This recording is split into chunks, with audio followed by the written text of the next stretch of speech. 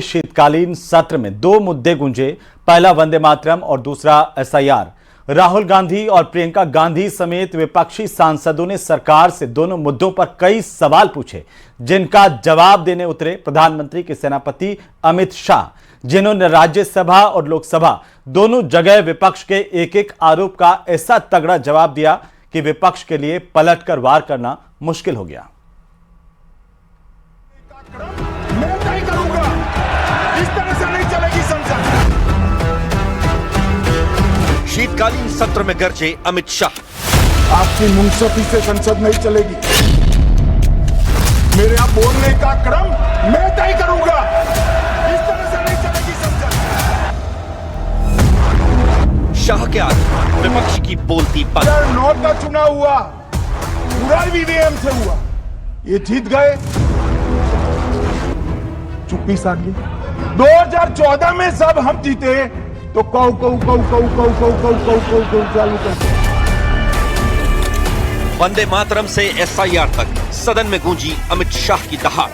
मेरे जैसे कई लोगों का मानना है, कांग्रेस पार्टी को पसंद आए ना आए, अगर वंदे मातरम के तुष्टीकरण की नीति के तहत दो टुकड़े न करते तो देश का बंटवारा नहीं होता और देश पूरा होता। अमित शाह की ललकार के आगे विपक्ष हुआ ढेर। एक भी अवैध घुसपैठियों को इस देश में हम वोट नहीं। ये हमारे एनडीए का पॉलिसी है मान्यवर। डिटेक्ट मतलब ढूंढो, डिलीट करो, मतदाता सूची में नाम काटो और उनको डिपोर्ट करो। दूसरे प्रकार की वोट। इस बार के शीतकालीन सत्र में देश के गृह मंत्री अमित शाह जब बोले, विपक्ष की बोलती बंद। मेरे जैसे कई लोगों का मानना है, कांग्रेस पार्टी को पसंद आए ना आए, वंदे मातरम पर बोलना हो या चुनाव सुधार पर चर्चा, गृह मंत्री अमित शाह पूरी तैयारी के साथ मैदान में उतरे। आंकड़ों, सबूत और विपक्ष के एक एक सवाल का जवाब देने के लिए तैयार अमित शाह जब भी सदन में बोलने के लिए खड़े हुए, उनके तेवरों से साफ हो गया विपक्ष की जुबान पर ताला लगने वाला है। मेरे यहाँ बोलने का क्रम मैं तय करूंगा, इस तरह से नहीं चलेगी संसद। उनको धैर्य रखना चाहिए।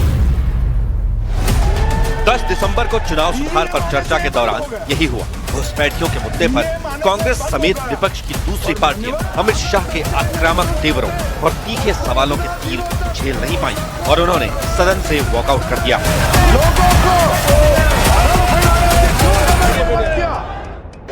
ये 200 बार भी बहसकार करेंगे, एक भी अवैध घुसपैठियों को इस देश में हम वोट नहीं। ये हमारे एनडीए का पॉलिसी है मान्यवर। डिटेक्ट मतलब ढूंढो, डिलीट करो, मतदाता सूची में नाम काटो और उनको डिपोर्ट करो। हम संवैधानिक प्रक्रिया कर डिटेक्ट, डिलीट और डिपोर्ट ये पूरा करेंगे। ये क्यों सदन छोड़कर भाग गए? मैं इनके सामने तो कोई बात भी नहीं कर रहा था, ना कांग्रेस पार्टी के सामने बात कर रहा था। मैं तो बात कर रहा था घुसपैठियों को देश के बाहर निकालने की। अब ये तो देखिए साहब, अगर मैंने इतने सारे आरोप करे श्री जवाहरलाल नेहरू पर, इंदिरा गांधी पर, इनके पिताजी पर, सोनिया जी पर, तब भागते तो लाजिम था। ये घुसपैठियों को लिए भाग गए क्योंकि उनकी हमारी पॉलिसी है डिटेक्ट, डिलीट और डिपोर्ट। उनकी पॉलिसी है नॉर्मलाइज कर दो घुसपैठ को, उसके बाद में मान्यता प्रदान कर दो और चुनाव में मतदाता सूची में डालकर फॉर्मलाइज कर दो। हिंदुस्तान के इतिहास में चुनाव सुधार पर चर्चा के दौरान विपक्ष के नेता बोले, जिनका जवाब देने अमित शाह खड़े हुए और उसके बाद उन्होंने जब बोलना शुरू किया तो विपक्ष के पास आंख चुराने के अलावा दूसरा कोई विकल्प नहीं बचा। बीच में एक बार राहुल गांधी से उनकी बहस हुई तो उन्होंने राहुल गांधी को तगड़ा जवाब दे दिया। Press conference Amit Shah ji, I challenge you to have a debate on the 3 press conferences. Please ठीक है, बैठ जाइए, बैठ जाइए। मान्य प्लीज, मान्य आपने बात करी, प्लीज। डिबेट ही तो चल रही है।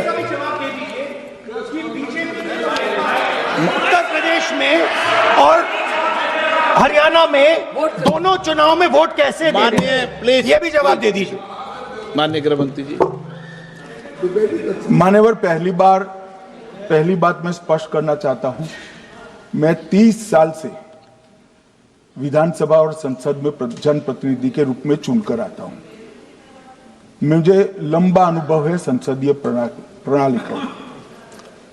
विपक्ष के नेता महोदय कहते हैं कि पहले मेरी बात का आप जवाब दीजिए, मैं सुनना चाहता हूं। आपकी मुनसफी से संसद नहीं चलेगी। मेरे आप बोलने का क्रम मैं तय करूंगा।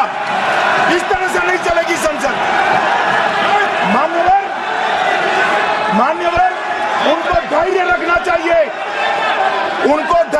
चाहिए मेरा जवाब सुनने का। इनकी एक एक बात का जवाब मैं दूंगा, मगर मेरे भाषण का क्रम वो तय नहीं कर सकते, मैं करूंगा, क्योंकि मैं बोल रहा हूं।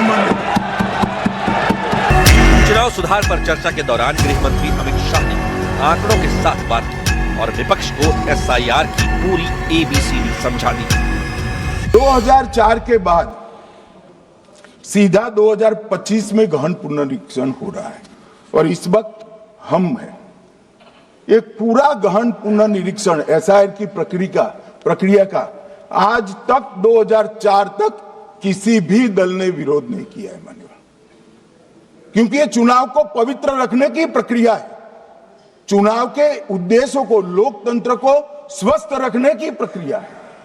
अगर लोकतंत्र में चुनाव जिसके आधार पर होते हैं वो मतदाता सूची ही प्रदूषित है, तो चुनाव कैसे साफ और सुथरे हो सकते हैं? माने समय समय पर मतदाता सूची का गहन पुनर्निरीक्षण जरूरी है, इसलिए चुनाव आयोग ने फैसला किया कि 2025 में इसको किया जाएगा। करीब 1.5 घंटे के अपने भाषण में गृह मंत्री अमित शाह ने सरकार की घुसपैठियों को पकड़ने वाली डिटेक्ट, डिलीट और डिपोर्ट वाली रणनीति का खुलासा किया।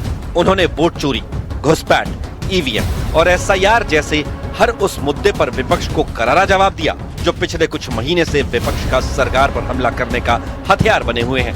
अमित शाह ने उन हथियारों की काट निकाली और देश की जनता के सामने दूध का दूध और पानी का पानी कर दिया।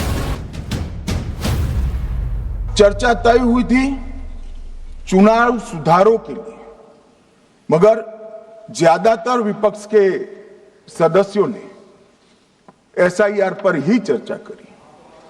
अब चर्चा इन्होंने जिस तरह से शुरू करी है, जवाब तो मुझे देना पड़ेगा, और मैं मानता हूं उनको सुनना भी चाहिए। मान्यवर, इस एसआईआर पर, गहन पुनर्निरीक्षण पर एक तरफा 4 महीने से झूठ फैलाया और देश की जनता को गुमराह करने का प्रयास किया। सदन के अंदर अमित शाह ने बिहार जैसी सफलता बंगाल में भी दोहराने का दावा कर दिया और बांग्लादेश से बंगाल में होने वाली घुसपैठ और फिर घुसपैठियों के वोटर लिस्ट तक पहुंचने की पूरी चेन समझा दी। और मैं आज कहना चाहता हूं टीएमसी के लोगों को भी, ये राहुल जी के साथ में रहकर घुसपैठिया बचाओ यात्रा बिहार में निकली, साफ हो गए। आप भी घुसपैठियों को बचाओगे तो वहां भारतीय जनता पार्टी का विजय तय। मान्यवर, ये कहते हैं कि घुसपैठ क्यों हो रही? आप बॉर्डर नहीं बनाने देते, फेंसिंग नहीं करने दोगे, घुसपैठ नहीं होगी। फिर भी चलो, मैं पूछना चाहता हूं कि घुसपैठ होकर सबसे पहले घुसपैठिया कहां आता है? कहां आता है? तो गांव में आता है। पटवारी को मालूम नहीं पड़ता? मेरे आप बोलने का क्रम मैं तय करूंगा। इस बार के शीतकालीन सत्र से पहले ही वंदे मातरम और एसआईआर पर सियासी पारा चढ़ा हुआ था। सरकार पर विपक्ष सवाल उठा रहा था, जिनका जवाब अमित शाह ने सदन के अंदर अपने अंदाज में बेधड़क होकर दिया और कांग्रेस और विपक्ष की दूसरी पार्टियों को ऐसा धराशायी किया कि उनकी जुबान ही बंद हो गई।